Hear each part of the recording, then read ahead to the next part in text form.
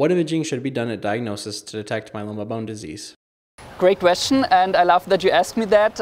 We just have submitted the new guideline paper from the International Myeloma Working Group, and we recommend a low-dose CT, whole-body low-dose CT, as a screening method because it shows the osteolytic lesions with the highest sensitivity, much better than the skeletal survey.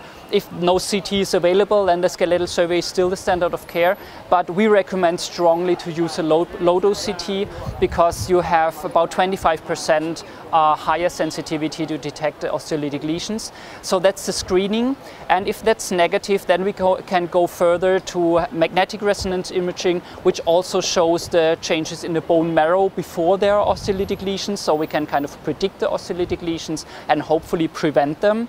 And also PET-CT is the positron emission tomography is very helpful because it gives, especially after treatment, it gives us information of residual disease.